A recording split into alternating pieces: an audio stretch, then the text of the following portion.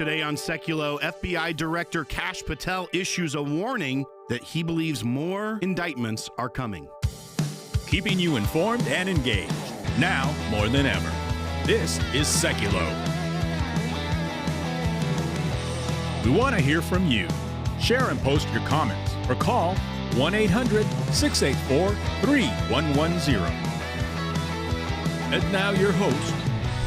Welcome to Sekulow. I'm Will Haynes. And there's a new warning for the deep state. And it's not coming from a critic on the outside. It's not coming from a show like ours that analyzes what we see and tells you the ramifications of it. But it's coming from someone who knows, at this point, exactly how deep the corruption runs. FBI Director Kash Patel told Just the News, friend of this broadcast, led by John Solomon, that the indictments that we've seen so far are, quote, just the beginning. He says investigators are chasing criminal activity by people in positions of power, and that after 20 years of building what he calls a diseased temple of corruption, these walls are finally starting to crack. If he's right, this could finally be that moment of accountability that so many of us have been calling for a very long time now. And just after this break, I will play you exactly what the FBI director said so you can determine for yourself what you think. Do you think this is more of the same? Are you jaded by what we've seen over decades of promises of accountability and no action?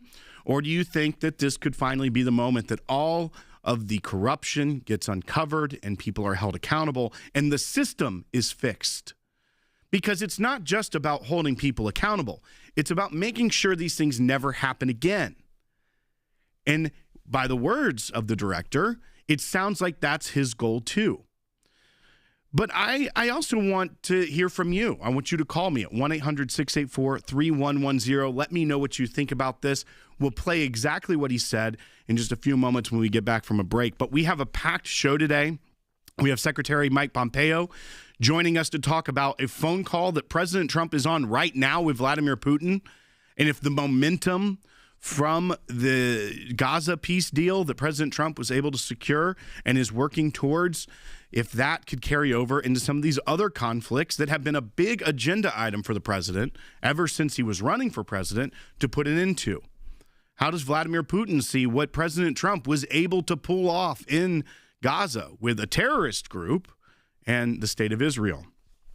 So we're going to get to that as well. We also have Rick Grinnell joining us. He will be discussing that as well as a very interesting programming that they had at the Kennedy Center, because it's not what the news is telling you.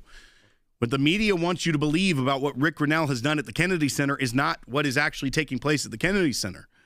And we'll talk about that with him as well. But once again, these comments from the FBI director, they come at a time where we've seen indictments already. We've seen James Comey indicted for false statements to Congress. We've seen Letitia James indicted for mortgage fraud. And there's reporting that even today, a grand jury was convened and was presented by the government, by the Department of Justice, an indictment against former National Security Advisor John Bolton for transmitting classified information, something he was highly critical of the president for allegedly doing when Jack Smith was looking at the retention of classified documents by the former president, President Trump. John Bolton had a lot to say about that. But then it appears that he had classified documents. I believe he called it extremely reckless. He was doing something very similar. And it's even alleged, according to a probable cause warrant, that his email account that he was sending these documents out of the government's safe places to his own personal email account had been hacked by foreign actors. So not taking due care to protect the secrets and national security of this country. But all of these things that are in the news, Kash Patel is saying, is just the beginning. So we will see. And I'll play for you when we get back exactly what Kash Patel told John Solomon just yesterday about what's coming, and we'll talk about it. Once again, call me at 1-800-684-3110. And remember, the ACLJ has been fighting this for a very long time. We've been filing FOIAs to uncover the truth, giving that to Congress, giving that to the American people to see the transparency. And that is one of the reasons why you support this organization. Support us today at aclj.org. all the things that you've seen, all the weaponization you've uncovered since you came in and found these secret files or restricted files, all those things. Beyond those who are already charged, do you think you've seen other crimes that might eventually get referred to justice? We are looking at so many different leads on criminal activity by those who are in positions of power. And we're not going to stop until every single one of those is fully exposed. The documents are provided either to Congress or the courts of law, and make every referral we can to the Department of Justice. These indictments that you've seen and the ones that you're going to see coming up here in this near future are just the beginning. But I have to remind the audience one thing. Everybody's like, it's 7 months. What have you guys been doing? Yeah. Well, they spent 20 years building this diseased temple of corruption. It takes a little bit of time to defeat it and beat it down. And I'm not asking you to trust me. I'm asking you to look at the work the men and women of the FBI have done so far in these 7-8 months and just imagine what we're going to do come the year end. The FBI looks a lot more like the one I covered 20, 30 years ago than the one I had to endure and cover the last 10 years. And that's a great credit to you, Director. There's no doubt about it. The president said it today. We know it's true. Breaking news on the John Bolton classified documents investigation. A grand jury is expected to hear evidence today against the former Trump national security advisor. John Bolton will be indicted basically tomorrow morning, tomorrow afternoon. They believe John Bolton may have violated 2 provisions of the Federal Espionage Act that has to do with people who either have lawful possession of or unlawful possession of information that's in the national defense of the United States, information that could, in the hands of a foreign entity, become damaging to the United States, not necessarily classified, but if you keep that information, transmit that information, or even lose that information, you could be prosecuted under 18 U.S.C. 793. That's the first of the statutes. The second has to do with classified information itself. That's 18 U.S.C. 1924A. That is a very serious offense, as are provisions of the Espionage Act.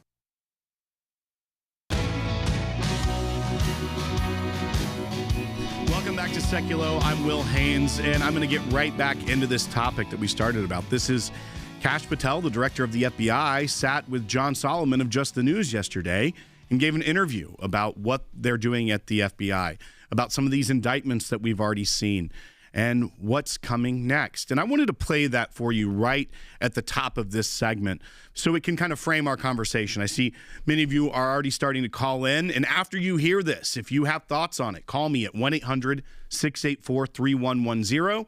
That's 1-800-684-3110. But let's go ahead and play this. This is John Solomon asking a question to Director Kash Patel about these indictments we've already seen. That would be James Comey, Letitia James, what is expected, John Bolton. He even makes reference to that by saying indictments you've seen and some that may be coming. He says they're just the beginning. So let's go ahead and play bite one. This is John Solomon with Kash Patel. Beyond those who are already charged, do you think you've seen other crimes that might eventually get referred to justice? Yes, we are looking at so many different leads on criminal activity by those who are in positions of power. And we're not going to stop until every single one of those is fully exposed. The documents are provided either to Congress or the courts of law, and make every referral we can to the Department of Justice. These indictments that you've seen and the ones that you're going to see coming up here in this near future are just the beginning. But I have to remind the audience one thing. Everybody's like, it's 7 months. What have you guys been doing? Yeah. Well, they spent 20 years building this diseased temple of corruption. It takes a little bit of time to defeat it and beat it down. And I'm not asking you to trust me. I'm asking you to look at the work the men and women of the FBI have done so far in these 7-8 months and just imagine what we're going to do come the year end. Imagine what we're going to do come the year end, talking about they have spent 20 years building this diseased temple of corruption.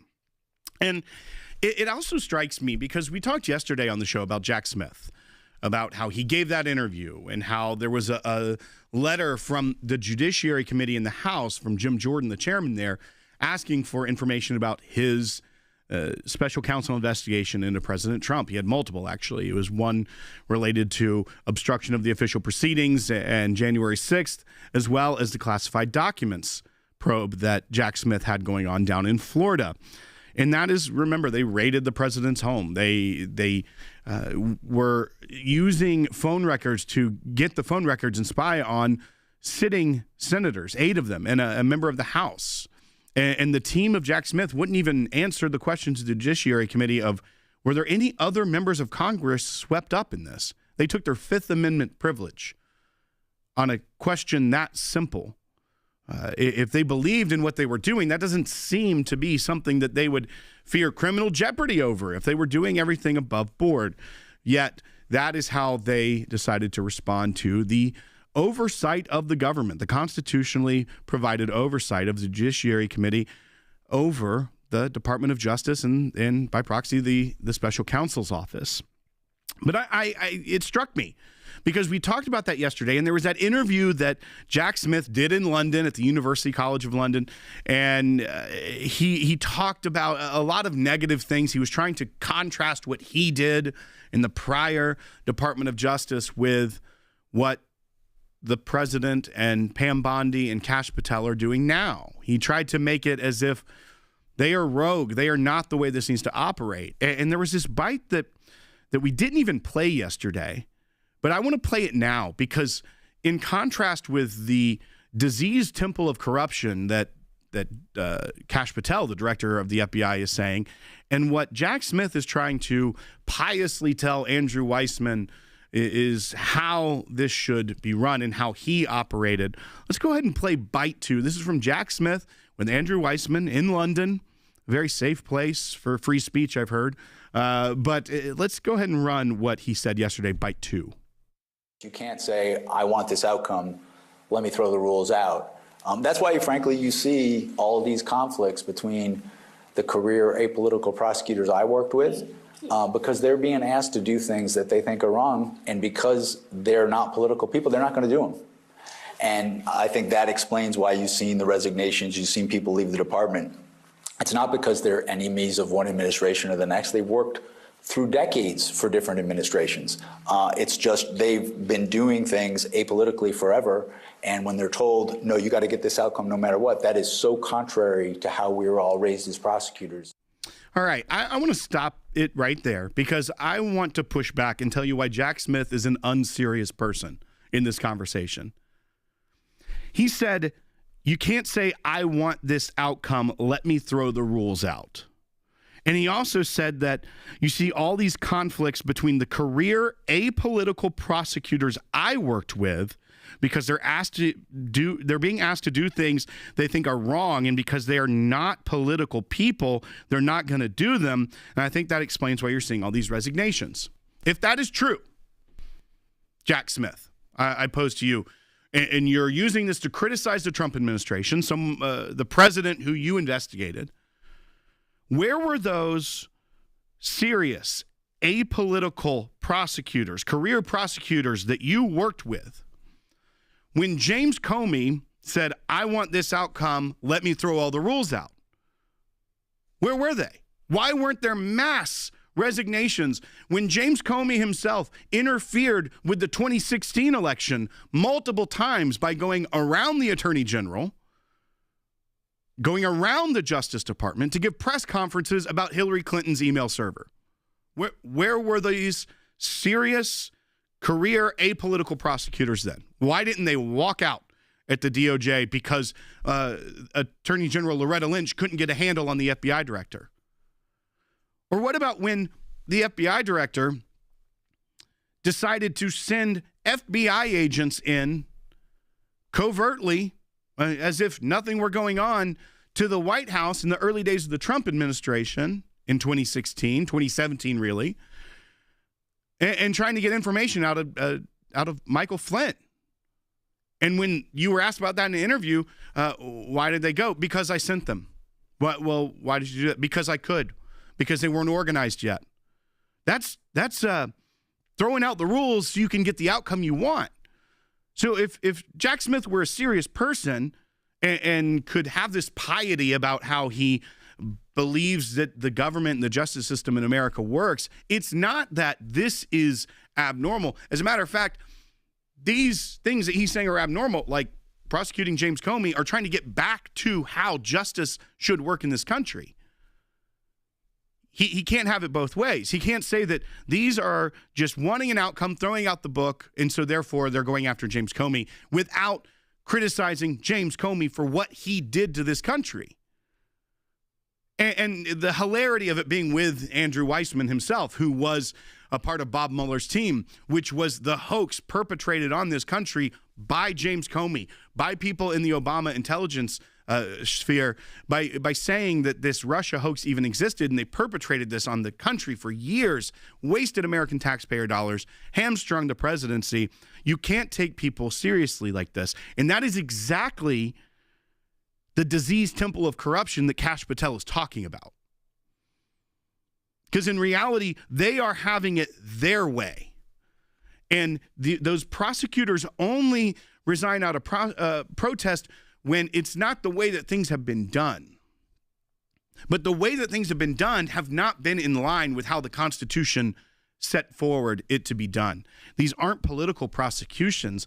These are restoring justice in this country. But the media is going to keep saying, look, he's got a hit list. He's going after all these people. These people, if they are brought before a grand jury and indicted, first of all, he's also leaving off the fact they still have to go through the judicial process. They still have to be found guilty by a jury of their peers. It's not over once there's an indictment. So the entire conversation of these people that have been a part of this deep state, this diseased temple of corruption, that they're getting out there and speaking, they're trying to spin the narrative. It is pure propaganda because they are trying to make it seem like everything that this administration does is authoritarian, it is off the books, it is rogue, they're throwing the rules out, when in reality they're going before a grand jury. James Comey never got a search warrant for the White House when he sent FBI agents in to go after Mike Flynn. That was throwing the rules out because he had an outcome he wanted. That's not how America works. In reality, what we're getting back to is that. But it's going to take a long time because it's been decades of this. It's entrenched. And so whenever you see something come out, the media, which is bought into the entrenched worldview of how things have been run, they're going to say this is authoritarian. This isn't playing by the rules. This is political retribution. When we've been living under regimes of political retribution for a very long time, and they're starting to tear that down. And hopefully we see that this diseased temple of corruption is just a house of cards, and it will crumble, and that true justice will rise out of that. So once again, if you want to talk to me about this, call me at 1-800-684-3110. I've got two lines already on hold. So Julie and Michelle, I'll get to you very shortly. We have Secretary of State Mike Pompeo joining us in the next segment because President Trump right now is on the phone with Vladimir Putin. He has a meeting later with Vladimir Zelensky. We are going to see if the momentum from the Gaza peace deal can be carried forward. And if we can see all of these conflicts that broke out under Joe Biden will go away.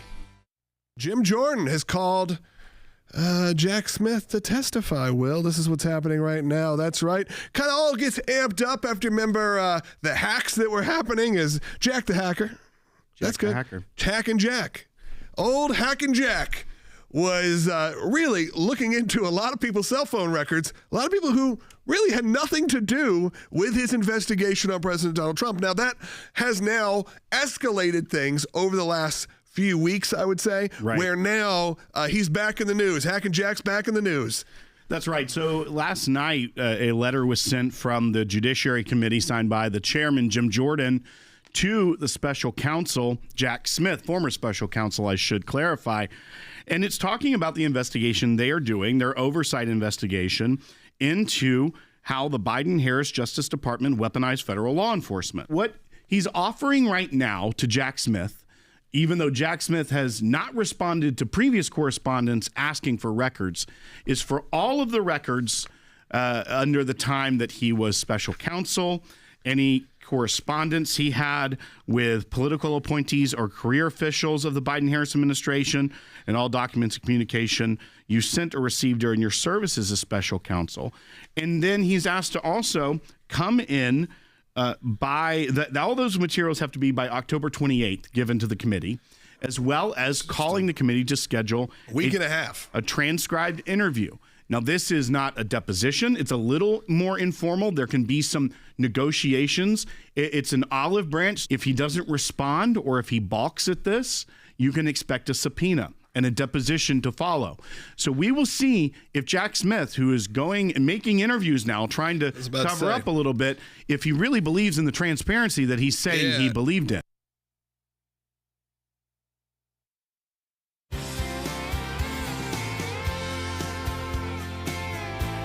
Welcome back to Sekulow. I'm Will Haynes, and I'm joined now by Senior Counsel for Global Affairs, Secretary Mike Pompeo. Secretary Pompeo, right now, the President of the United States is on the phone with Vladimir Putin. And he put this out on Truth Social. I am speaking to President Putin now. The conversation is ongoing, a lengthy one, and I will report the contents as will President Putin at its conclusion. Thank you for this attention to this matter. What we've seen is momentum coming out of this deal in Gaza. And now the president is having this phone call with Vladimir Putin ahead of a scheduled meeting with the president of Ukraine, Zelensky. If you had to guess, what do you think this conversation is like, with the president having momentum, getting a peace deal that many said would never even get to phase 1 in Gaza, and now looks like he's going to be putting pressure on the Russian president? Well, it's great to be with you today.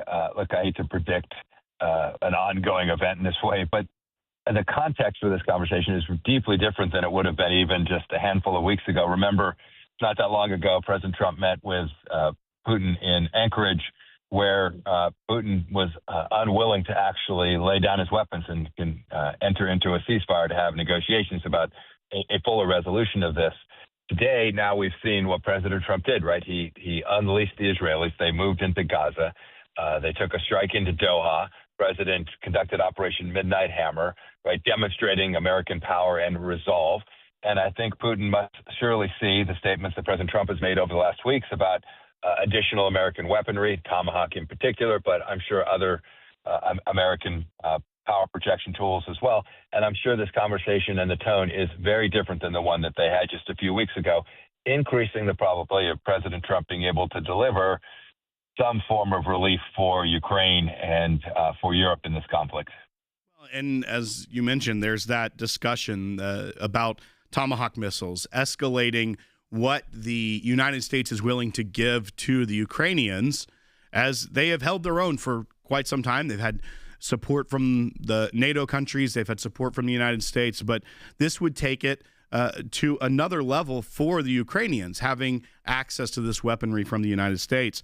And I feel like it's telling even that this call with Putin is happening prior to this meeting with Zelensky about this weaponry.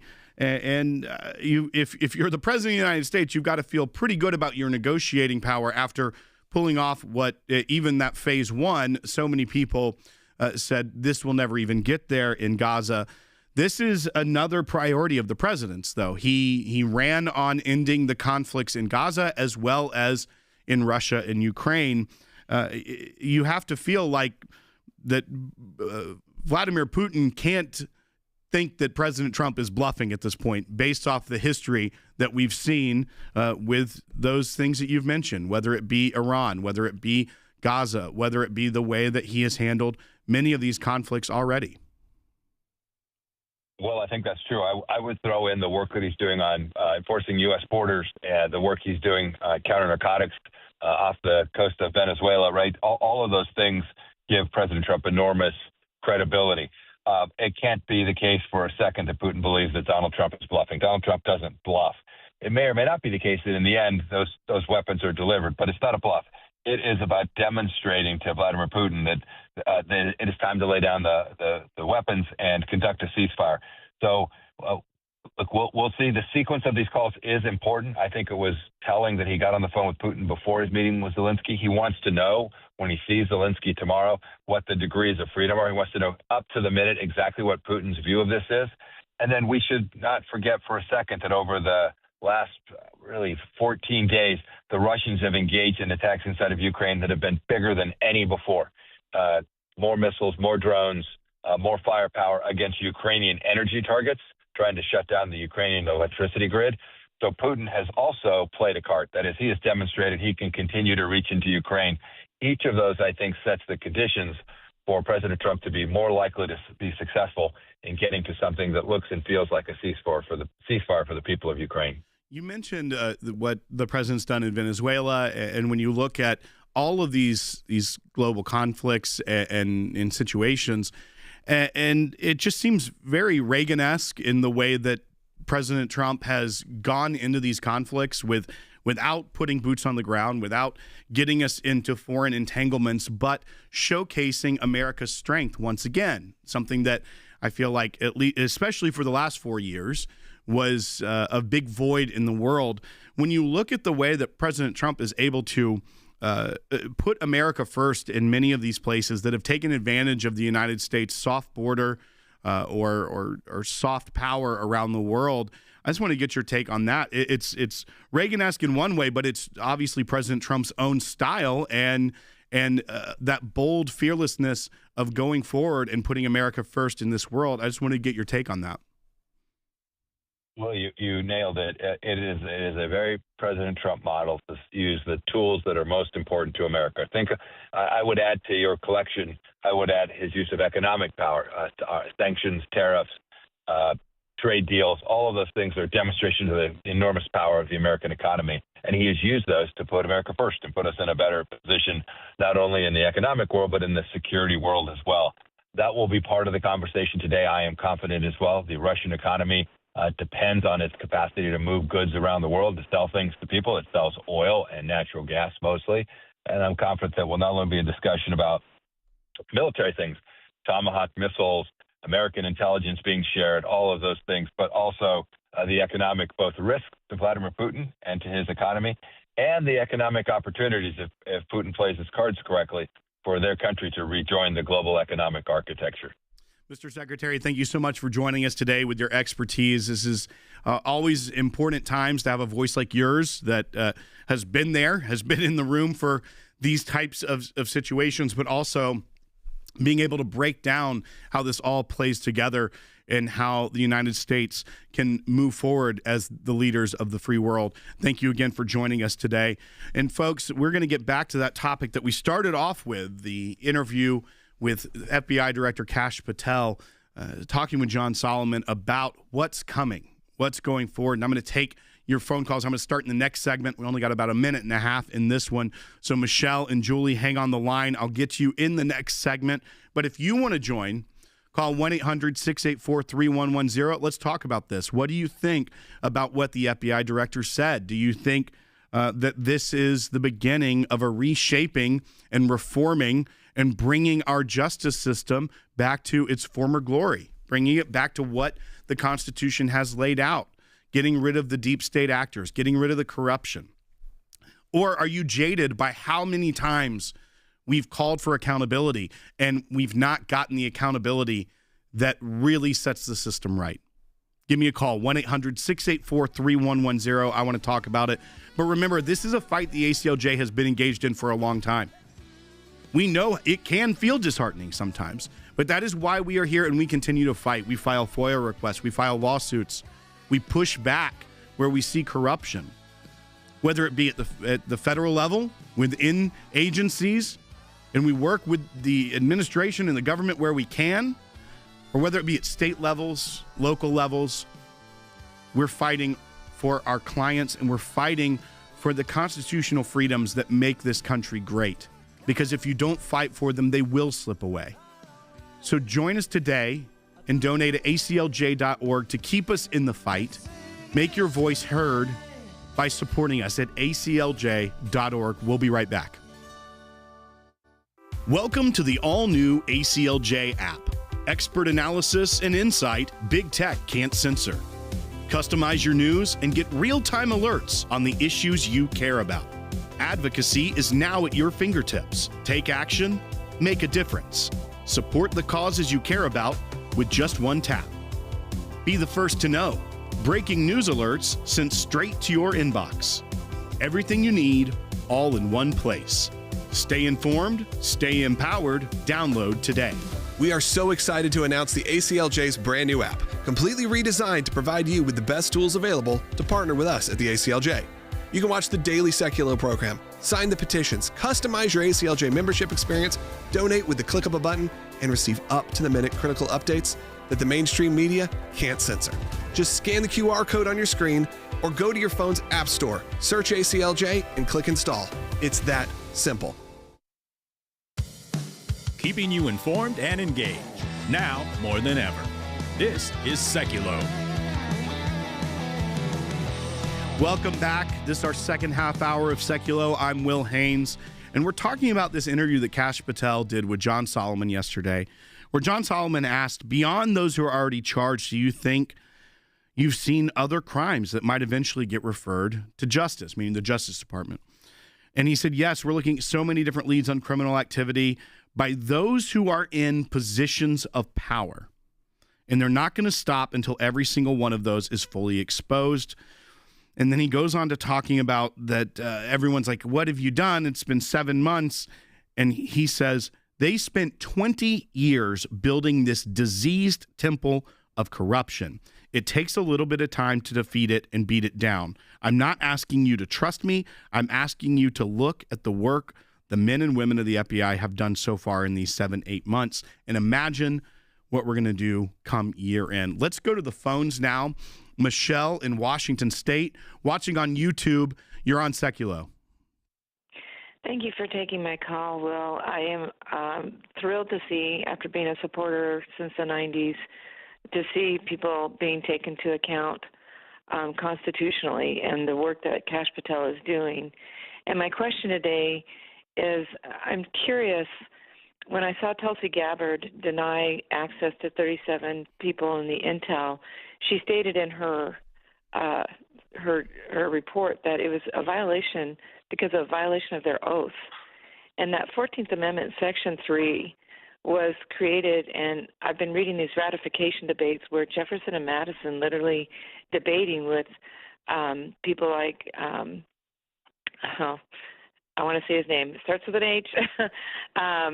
Anyway, they outlined and specified the meaning of every single line and article of not just the Constitution but the Bill of Rights, and they stated in there that the character of man was not enough, that their oath had to mean something. And when you challenge somebody on their oath, you're not taking their life or their liberty or their property. They're being banished from office because they violated the Constitution. I have 12 petitions ready to go and trying to educate the public that if they sign these petitions, as we did with the Tories Act, asking the king to enforce his own laws, instead he came back with more laws, taxes, and soldiers in our homes, and thus the revolution began. They took that example and made sure we didn't have to do a bloody revolution again. And when I see Gavin and Ferguson writing these laws that violate their own state constitution, the AB 495, I'm sure you know about that, taking children out of the school, and it's just violating so much. My curiosity is that the referral for these petitions on the U.S. Constitution violations would go to the DOJ. And I would like to hear, because that's the movement here in Washington State. We are starting to write Michelle, our own. when you start to look at it too, if you were to go through every member of Congress that may have voted outside the interest of their oath of office, I don't know that we'd have anyone left in this country to be in office at this point. And that is the sad reality of what we've seen take place in D.C. over the last decades, is that the way that the interests of special interest and of the party leadership have gotten in the way of real leadership. And you've seen this bipartisan division. I mean, you can even look at that within this government shutdown right now. The entire Democrat caucus in both the House and in the Senate are derelict in their duty. They have decided that they want to hold the government hostage, and the members of the military and members of the government that won't be receiving paychecks because of their political agenda. I mean, that doesn't sound like they're beholden to their oath of office. It sounds like they're beholden to their political agenda. So, I mean, that's a whole different show. That's a whole different can of worms that we could open and rabbit trail we could go down. But at the end of the day, I think that is part of what you're seeing within the government now. What you're seeing from Kash Patel, from many of those that are once again looking at where we go from here, is getting people back to the basics, getting people back to the Constitution. And we'll be right back with more and Rick Grinnell on Sekulow. President Trump is expected to meet with Ukrainian President Volodymyr Zelensky at the White House on Friday. That comes after a series of phone calls between the two leaders over the weekend. I think it is very good that they have that meeting on Friday, because in the end what we need to achieve is to make sure that Putin gets to the table, that meaningful negotiations start, and that we bring this terrible war to an end. Trump now hinting at a possible sale of Tomahawk missiles to Ukraine in order to put pressure on Moscow. You get peace when you are strong, not when you use strong words or wag your finger. You get it when you have strong and real capabilities that adversaries respect. And I believe that's what NATO is doing. I believe that's what the Pearl Initiative is. So our expectation today is that more countries donate even more, that they purchase even more to provide for Ukraine to bring that conflict to a peaceful conclusion. We talked about the weapons they need, what kind of weapons. They need Patriots very badly. They'd like to have Tomahawks. That's a step up. I might say, look, if this war's not going to get settled, I'm going to send them Tomahawks. We also know that President Zelensky will be discussing a potentially $90 billion deal that would see Ukraine buy U.S. weapons for using European money. It's tragic. President Trump's been very clear that the killing needs to stop, and he's going to continue to work to find the right circumstances on both sides, with both Ukraine and Russia, to end this war. If the Ukrainians get the Tomahawk missiles, what are they going to use them for? Their number one target will be the Albaluga Manufacturing Center for Shahed missiles, built by Ukraine. 20,000 North Koreans are there at that manufacturing center, Brett. It's out of the range of everything they have right now. That'll be target one, but they'll all be military targets. President Trump appears to be losing patience with Vladimir Putin finally, as he is showing no sign of wanting to end this war. Instead, might finally be turning instead to...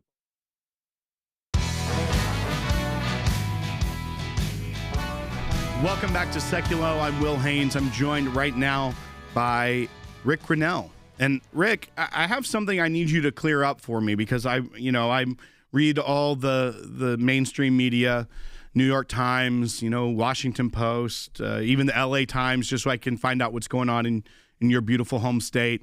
And I've just been told for so long that, the Kennedy Center now is just this center for right-wing propaganda and everything that you've done there, Rick. And, I believe it until I see things like, you hosted a News Nation Chris Cuomo town hall, and people like Ro Khanna and John Fetterman are featured there. How did that one slip through your right-wing propaganda grip, Rick? Well, it's such a great question. Look, the reality is that the Kennedy Center is open to everyone. Everyone. We have not canceled a single show. We want everyone to be welcomed at the Kennedy Center. We're open to everything as long as the programming can pay its own bills. It's a space that is open and welcome to everyone. What we've tried to implement is just, we can't have programming that loses money and expects the American people just to pay for it. And so when News Nation came and said, we've got this big program, we want to talk about the issues, we're going to have Democrats, Republicans coming together, I immediately said, we want to move mountains to make sure that this happens. I love the idea. They were incredible to work with, and I hope they'll come back. Well, and once again, I saw the imagery from it, saw the clips from it, and saw it was a full house, and it was a very diverse panel of views there. And once again, a lot of Democrats. Exactly.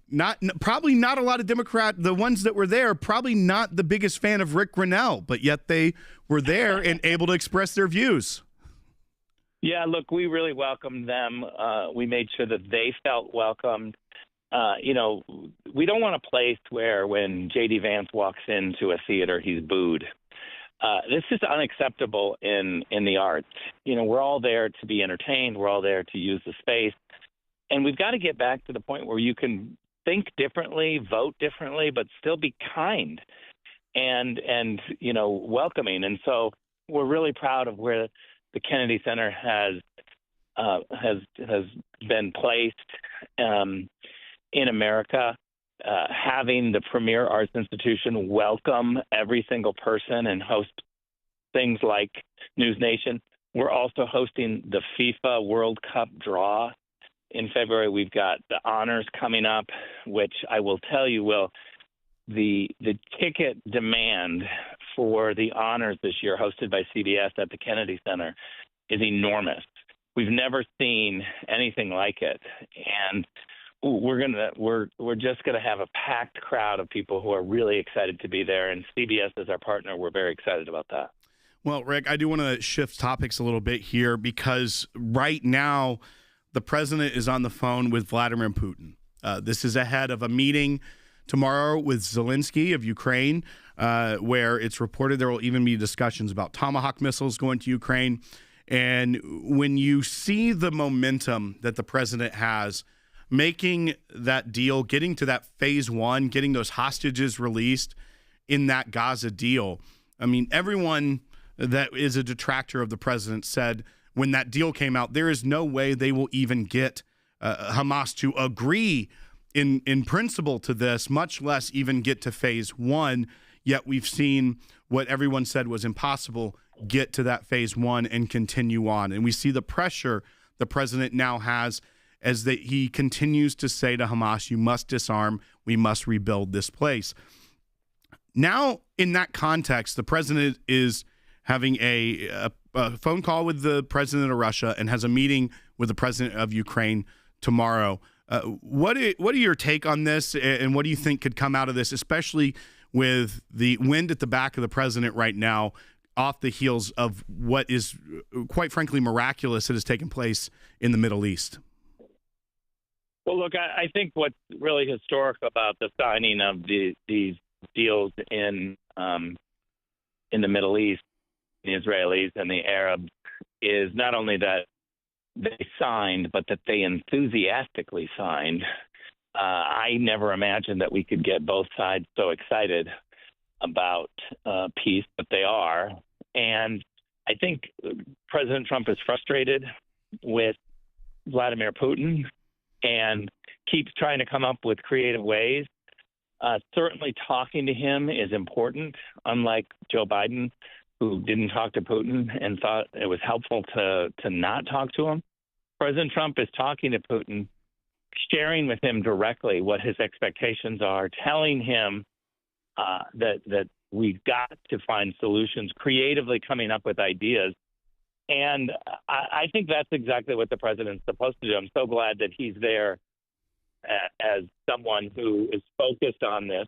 Frustrated, certainly, but very focused. And if there's anyone that can do it, it's going to be President Trump. He's already proven to find solutions for retractable problems in Africa and the Balkans, really all over the world. And now he's focused on Russia, Ukraine. And I hope that Vladimir Putin understands that peace is more important than anything else. Well, and we saw reports from some of the hostages that when they were released, that they said that Hamas was hoping for a Harris presidency, that they didn't want a Trump presidency because, for obvious reasons at this point, because of the strength versus the attempt at soft power that the Biden administration, the continuation that we would have seen there. Do you feel like maybe some of these world leaders almost assumed that maybe because of the people that were in place that may carry over, the career government officials or military officials, that there would be this continuation of almost the Biden doctrine of soft power and hands-offness, and that they almost didn't take it. They took it for granted that when President Trump got into office for the second term, that would continue instead of seeing the strength that he's pushing? Yeah, there's no questions that our enemies and others want to be in negotiations with a weak America. They would like it for America to literally just say things like don't. Right. and to not really follow up, not really use all of the tools of the U.S. government. You know, the United States has a lot of tools it can use in a peaceful way, not just in a military way, but there's tariffs, there's isolation, there's sanctions.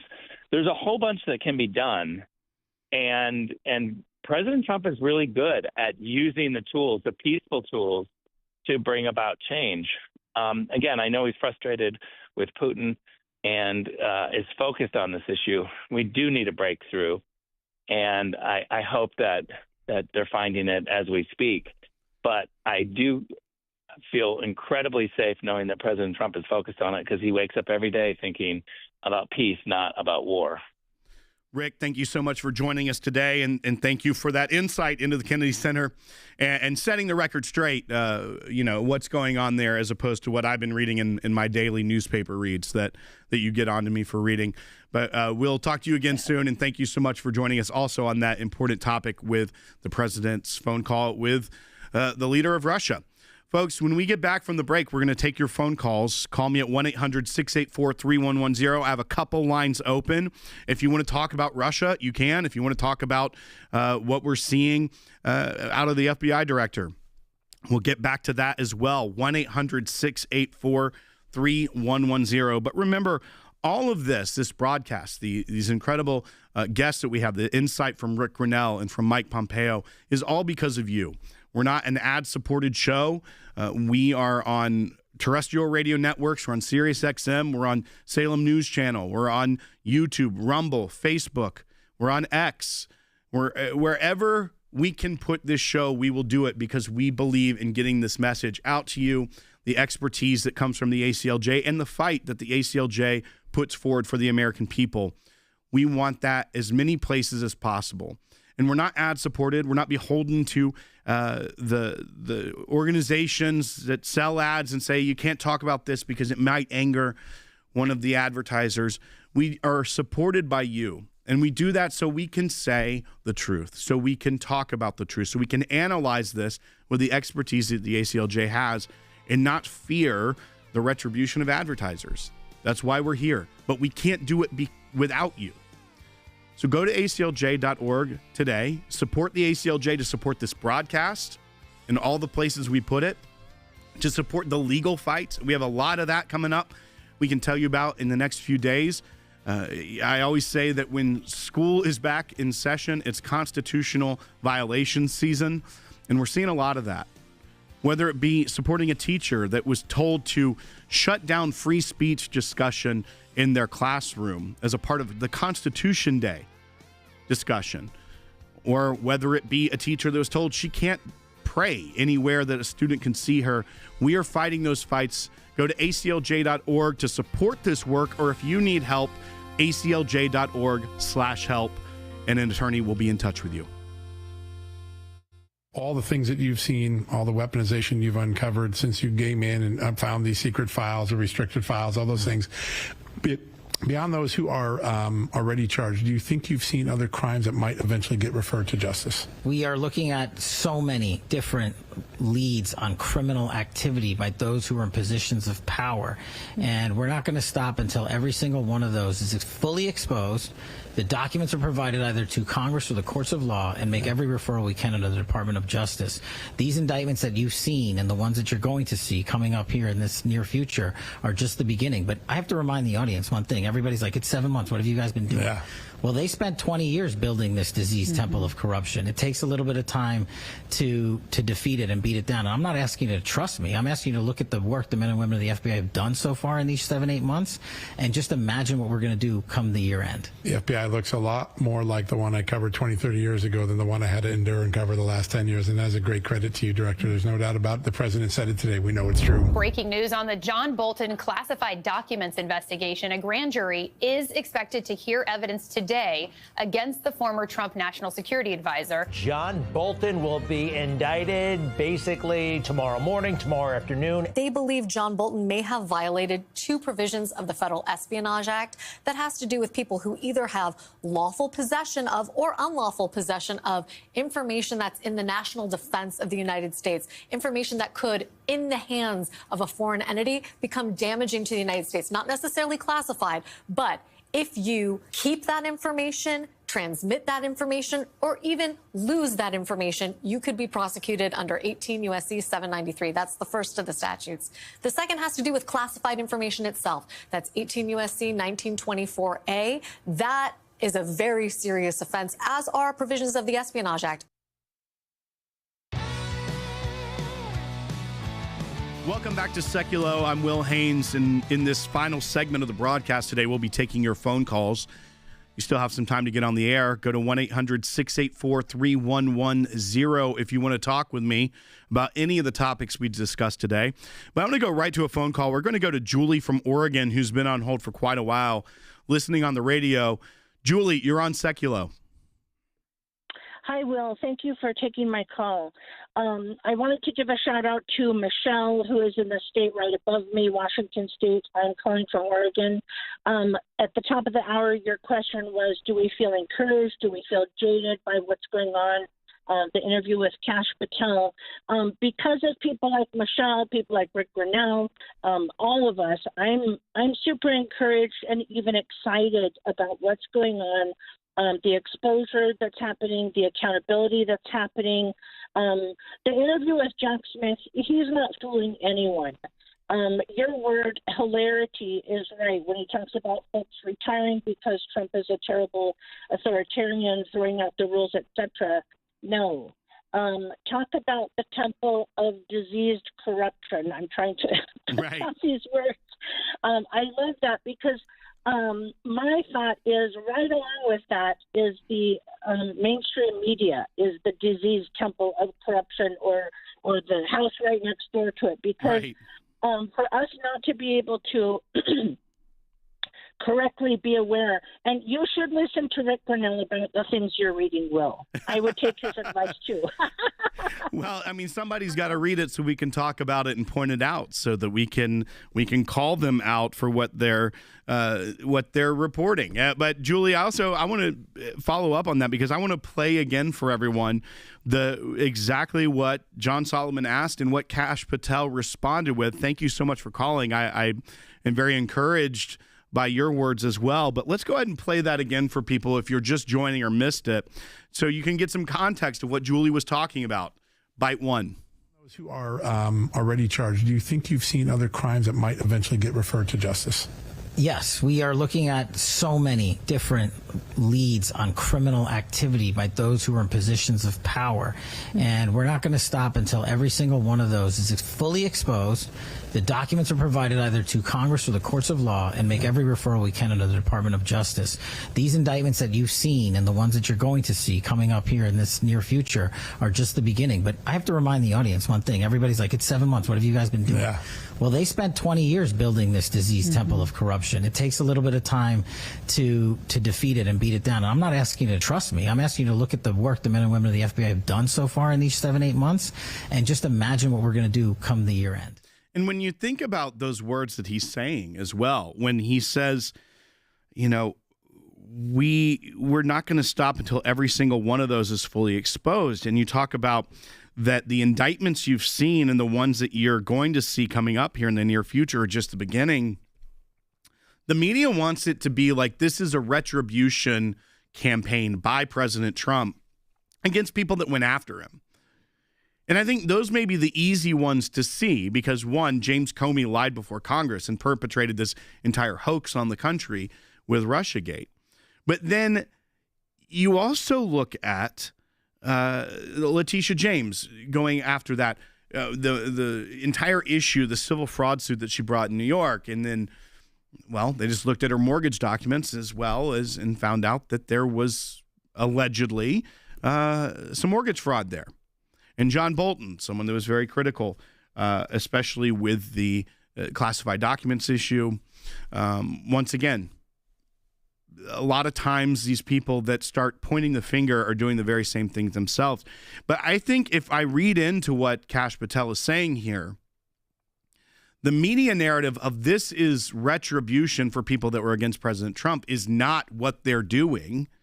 Not that we believe that was the case anyways, but that it does go much deeper, because this 20 years they've spent building the diseased temple of corruption, that is well before President Trump was even in the political sphere.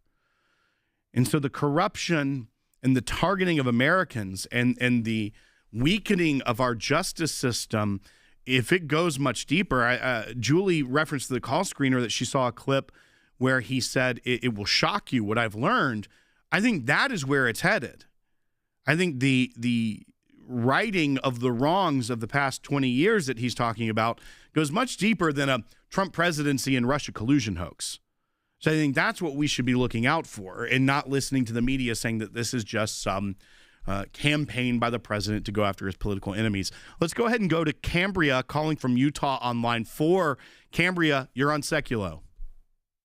Thank you. I just want to say that I'm excited as well about what Kash Patel and Pant Bondi are accomplishing. And I do pray that they can get majority of it at least cleaned out before the President Trump's term is ended. I had a question pop up into my head while I was waiting, and I'm just curious to know if Adam Schiff, if they've anywhere near indicting him, but to remove him from the Senate. I'm just curious why they haven't proceeded that way, since he's such a liar and a negative force in the... Well, Cambria, he was elected by the people of California. There are things that you can be removed from office for, but I think, once again, we know that there was at least some investigation or looking into some of the issues behind Adam Schiff. We haven't heard anything in weeks about that. But you've also seen senators, Democrat senators recently, like Bob Menendez, that was indicted and ended up stepping down from the Senate because of corruption charges that were brought against him and his wife. So I think it'd be a little bit too early for Adam Schiff to even think about, I'm needing to step down, because we haven't seen any sort of charge or anything like that. But I agree with you. I mean, sometimes in an American system, people you don't like that are corrupt do get elected. People that lie on TV and that push hoaxes on the American people do get elected. But it is important that you use your voice. You use broadcasts like this to point out when they're not telling the truth and when they're trying to pull one over on the American people, as Adam Schiff has done so many times in the past. Let's try to get one more phone call in today. Bobby calling from New York. You're on line 1. You got about 30 seconds here, Bobby. You're a good man. Great to talk to the big shot producer. I just feel so blessed that we've got Kash Patel, because I was very concerned that his nomination was going to fail, and that's all I have to say today. Well, thank you, Bobby. And yes, I mean, once again, when you saw how aggressive everyone came out against these picks of President Trump, he had a lot easier time in his first term, because there was a lot of people that were kind of more establishment picks. I mean, you think back to his first Secretary of State, Rex Tillerson, and things of that nature that were more consensus picks within the establishment. And I think one of the blessings that we're seeing in the second Trump term is that he has experience now as president, and not just as the businessman that knew what he wanted to get done. He just put people in placeholders. He now understands how the government works and how he has to have the right people in those positions to get these things done. So even that gap, the doldrums of the Biden years, I think has brought about a much more effective way to govern the country under this type of leadership from President Trump. And that is why they oppose these nominees so desperately. They didn't want them in there because they knew that they would get to work. They wouldn't just play by the bureaucratic deep state rules and be told what to do. They would actually be leaders. Thank you for joining me today on Sekulow. We'll talk to you tomorrow.